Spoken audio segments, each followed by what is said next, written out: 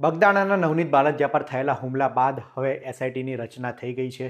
મુખ્યમંત્રી ભૂપેન્દ્ર પટેલને કોળી સમાજના આગેવાનો નેતાઓની રજૂઆત બાદ પોલીસ એક્શનમાં આવી છે. એસઆઈટીની ટીમમાં 5 સભ્યોનો સમાવેશ કરવામાં આવ્યો છે. ત્યારે હવે એસઆઈટીની તપાસ કઈ દિશામાં થશે? નવનીત બાલદિયાએ આ અંગે શું કહ્યું? વિગતવાર વાત કરીએ. નવનીત બાલદિયા પર થયેલા હુમલા બાદ કોળી સમાજ લડી લેવાના મૂડમાં છે. મુખ્યમંત્રીને રજૂઆત કર્યા બાદ આ મામલે કાર્યવાહીની ગતિ વધી છે. એસઆઈટીની રચના બાદ પોલીસ પણ તાબડતોબ કાર્યવાહી કરી રહી છે. ભાવનગરના રેન્જ આઈજી ગૌતમ પરમારે આ મામલે તાત્કાલિક બેઠક બોલાવી હતી. એસઆઈટીની વાત કરીએ તો 5 સભ્યોની ટીમની એસઆઈટીની રચના કરવામાં આવી છે. ધારીના એએસપી જયવીર ગઢવીની અધ્યક્ષતામાં એસઆઈટીની ટીમ તપાસ કરશે. જેમાં અન્ય વ્યક્તિની વાત કરીએ તો એસઓજી, આ ઉપરાંત પોલીસના ઉચ્ચ અધિકારીઓનો એસઆઈટીની ટીમમાં સમાવેશ કરવામાં આવ્યો છે. આ અંગે ભાવનગરના રેન્જ આઈજી ગૌતમ પરમારે કહ્યું છે કે તમામ એંગલથી અલગ અલગ એંગલથી પોલીસ તપાસ કરી રહી છે. મીડિયાના સવાલના જવાબ આપતા તેમણે કહ્યું છે કે આ મામલે કોઈની પણ સંડોવણી હશે તે ભવિષ્યમાં સામે આવશે. અત્યારે તો તમામ તપાસનો વિષય છે. જ્યારે મીડિયાએ તેમને સવાલ કર્યો કે જયરાજ આહિરના ઇશારે હુમલો થયો હોવાનો આરોપ કોળી સમાજના લોકો અને ફરિયાદી લગાવી રહ્યા છે, ત્યારે તેમણે વાત કરી કે અત્યારે કંઈ પણ કહેવું એ વહેલું છે, કારણ કે અલગ અલગ એંગલથી પોલીસ તપાસ કરી રહી છે. સીસીટીવીની પણ વાત કરવામાં આવી હતી કે સીસીટીવી એ ગાયબ કરી દેવામાં આવ્યા હતા. જે દિવસે હુમલો થયો તે દિવસે જયરાજ આહિર સાથે આ આરોપીઓ જોવા મળ્યા હતા. તે દિશામાં પણ પોલીસ તપાસ કરી રહી છે. ત્યારે આ અંગે ભાવનગરના રેન્જ આઈજીએ શું કહ્યું સાંભળીએ. બનેલા ભાવનગરની જે હુમલાની ઘટના છે તેમાં એસઆઈટીની રચના થઈ છે. પોલીસ દ્વારા હવે કઈ દિશા તરફ તપાસ શરૂ કરાઈ છે? જે બગદાણામાં ગુનો દાખલ થયો છે એમાં પ્રાથમિક રીતે બગદાણા પોલીસ અને ત્યારબાદ કેએસ પટેલ પીઆઈ મહુવાએ તપાસ કરેલી હતી. એ તપાસ વધુ તલસ્પર્શી દિશામાં થાય અને કેટલાક પ્રશ્નો જે હજુ બાકી રહેલા છે એનું યોગ્ય રીતે એનું સતત ઇન્વેસ્ટિગેશન અમારા સુપરવિઝનમાં થાય એટલા માટે એસઆઈટીની રચના કરવામાં આવી છે.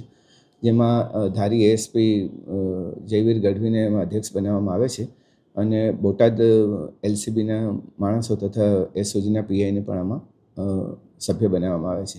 મારી ઓફિસમાંથી પણ સબ ઇન્સ્પેક્ટર જે છે તે પણ આના સભ્ય છે. એસઆઈટીની રચનાની જે રચના કરી છે તેમાં કેટલા દિવસ બાદ આનો અહેવાલ સુપરત કરાશે?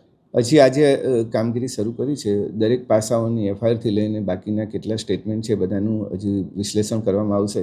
કેટલા પુરાવા પ્રાપ્ત થયા છે અને કયા પુરાવા હજુ લેવાના બાકી છે તેનું ટોટલ વિશ્લેષણ કરીને ચોક્કસપણે ઘટના કેવી રીતે ઘટી એનું બીજા સાંયોગિક પુરાવા શું છે તમામ એકત્રિત કરવા માટે અત્યારે ટીમ કાર્યરત છે. સમગ્ર કેસની અંદર એક જ પ્રશ્ન ઉઠી રહ્યો છે, આરોપ લાગી રહ્યો છે કે લોક સાહિત્યકાર માણેકા આહિરના દીકરા જયરાજ આહિર છે તેમના દ્વારા હુમલો કરાયો છે. જો પ્રાથમિક તપાસની અંદર કોઈ પણ જગ્યાએ એવું પ્રસ્થાપિત થયું છે કે હુમલો તેમના દ્વારા કરાયો? હજુ કેસ પેપર્સ અમે સ્ટડી કરી રહ્યા છે અને ક્યાં કેવી રીતે શું મોટિવેશન હતું, આરોપીઓ ક્યાંથી આવ્યા, એમના શું કનેક્શન હતા ને એ બધું અત્યારે તપાસ કરી રહ્યા છે. એટલે પ્રાથમિક રીતે જે મેં ચર્ચા કરી છે કે કયા કયા એરિયા પર અમારે ફોકસ કરવું છે. થોડું તપાસ આગળ વધ્યા બાદ જ હું આમાં બતાવી શકીશ. સર, મહુવા ડીવાયએસપી છે તેનો ચાર્જ લઈ લેવામાં આવ્યો છે. હવે કોણ તપાસ તેના સ્થાને રહેશે? એ વહીવટી સરળતા માટે કરવામાં આવ્યું છે, કેમ કે નવા ડીવાયએસપી બે નવા ડીવાયએસપી હાજર રહ્યા છે. મહુવા ડીવાયએસપી જ્યારે અંશુલ જૈન હતા એએસપી, એમની ટ્રાન્સફર બાદ હમણાં 2 ડીવાયએસપીનું પોસ્ટિંગ થયું છે, એટલે તળાજા ડીવાયએસપીને ચાર્જ આપવામાં આવ્યો છે. સર, સરકારમાંથી આજે એસઆઈટીને લઈને કોઈ અગત્યની સૂચના આપવામાં આવી?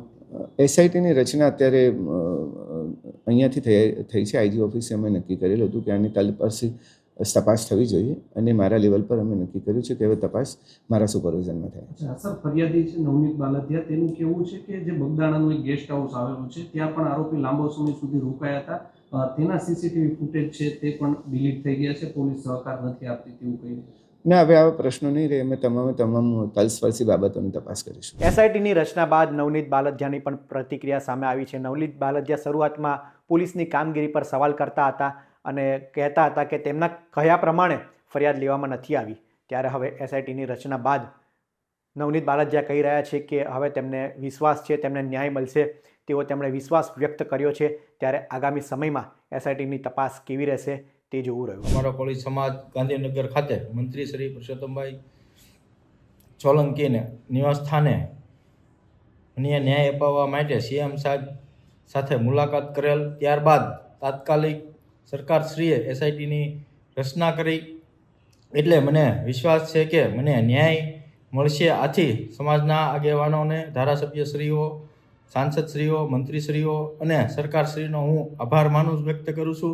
પોલીસ કામગીરીની વાત કરીએ તો પોલીસની કામગીરી આ કેસમાં શરૂઆતથી જ ધીમી રહી હતી, પરંતુ ભાજપના નેતાઓએ નવનીત બાલદિયાની મુલાકાત લીધી, કોળી સમાજના આગેવાનો નવનીત બાલદિયાને મળ્યા અને ગઈકાલે જ્યારે મુખ્યમંત્રીને આ મામલે 3 સાંસદો, 15 ધારાસભ્યો સહિત કોળી સમાજના આગેવાનોએ રજૂઆત કરી, ત્યારથી પોલીસની તપાસની ગતિ વધી છે.